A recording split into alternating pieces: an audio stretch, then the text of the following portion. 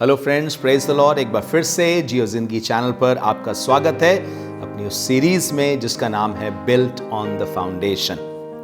और आज एक बहुत खास बात आपके बीच में रखना चाहता हूं। एक मिसकंसेप्शन अबाउट अ स्क्रिप्चर, शास्त्र के बारे में, यानी एक हिस्से के बारे में एक गलत विचार, गलत प्रचार, उसको परमेश्वर के वचन के मुताबिक सही और सीधा रखने की कोशिश करूंगा। और ये वचन है पहला कुरिन्थियों उसका 3 अध्याय उसके 16-17 पद में। अक्सर इसको गलत रीति से देखा गया है। मैंने भी किसी के द्वारा सुना और पहले मैं यही सोचता था, लेकिन जब मैंने परमेश्वर के वचन को क्रमबद्ध पढ़ा और सही तरीके से पढ़ा तो समझ में आया कि उसका अर्थ क्या है। पहला कुरिन्थियों 3 अध्याय 16-17 कुछ यूं कहता है, क्या तुम नहीं जानते कि तुम परमेश्वर का मंदिर हो और परमेश्वर का आत्मा तुम में वास करता है? यदि कोई परमेश्वर के मंदिर को नष्ट करेगा तो परमेश्वर उसे नष्ट करेगा, क्योंकि परमेश्वर का मंदिर पवित्र है और वह तुम हो। और अक्सर इसका अनुवाद या इसको समझाते हुए यह बताया गया है, अनुवाद करते हुए यह बताया गया है कि इसका मतलब है कि तुम नशे से अपने शरीर को नाश करोगे तो परमेश्वर तुमको नाश करेगा। गलत चीजें खा करके शरीर का नाश करोगे तो परमेश्वर तुमको नाश करेगा। किसी भी तरीके से तुम्हारे अपनी देह के मंदिर को अगर तुम नाश करोगे तो परमेश्वर तुमको नाश करेगा।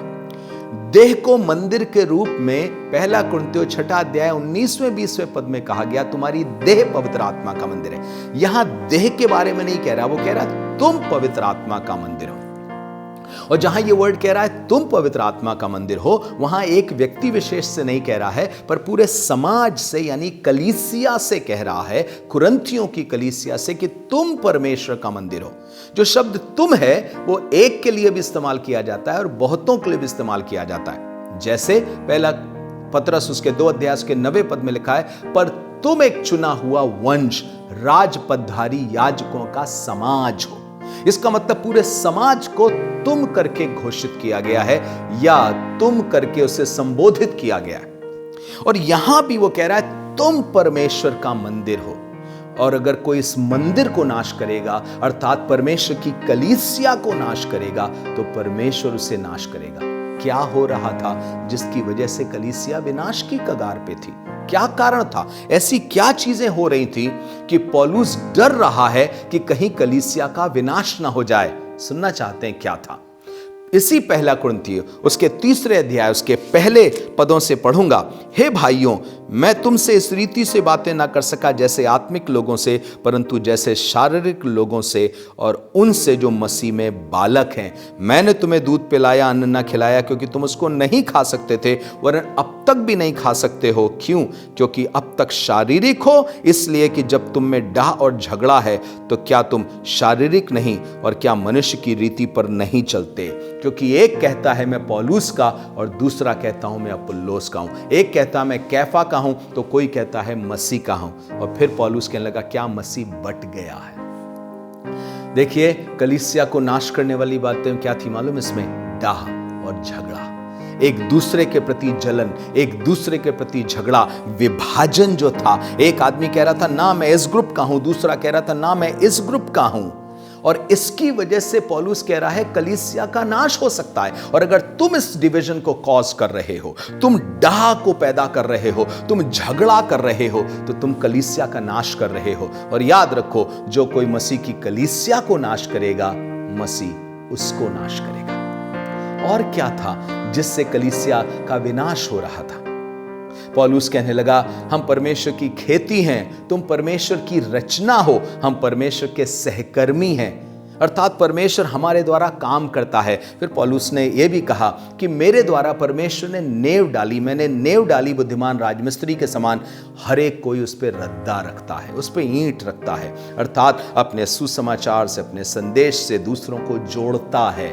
बहुत से लोग परमेश्वर में आते हैं, जुड़ते जाते हैं, पर ये सब परखे जाएंगे। एक दिन आपका प्रचार परखा जाएगा, एक दिन आपके द्वारा लाए गए लोग परखे जाएंगे, एक दिन जिनको आपने लीडरशिप दी है वो परखे जाएंगे। और अगर वो बने रहेंगे प्रभु में, दुख मुसीबत में आग से परखे जाएंगे। आगे लिखा हुआ है यदि आग में, दुख मुसीबत में बने रहेंगे तो वो आशीष पाएंगे, नहीं तो सेवा करने वाला भी जल जाएगा।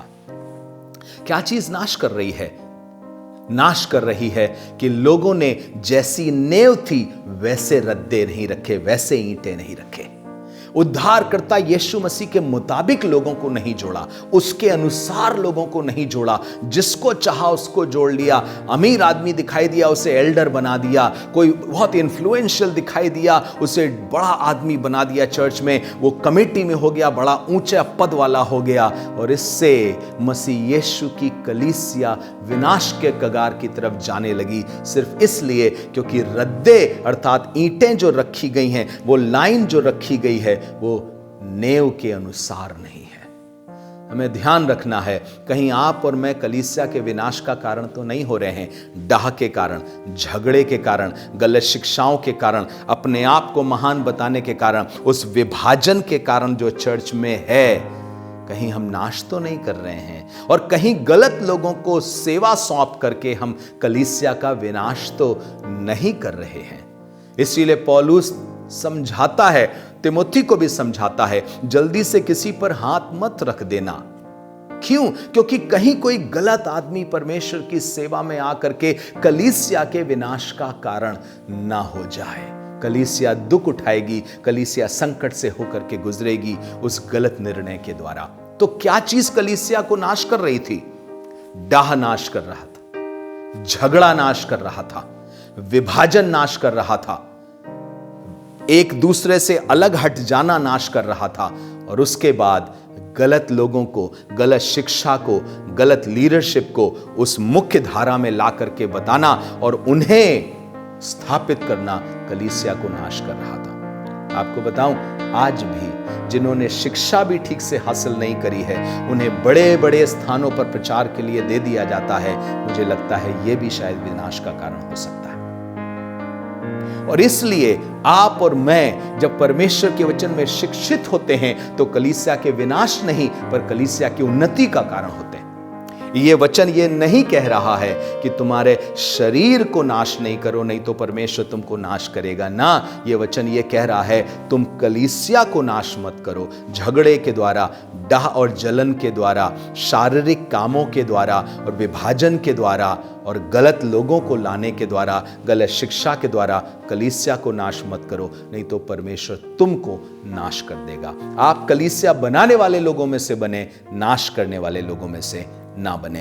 परमेश्वर आपको आशीष दे। मैं विश्वास करता हूं इस वचन से आपको आशीष मिली होगी।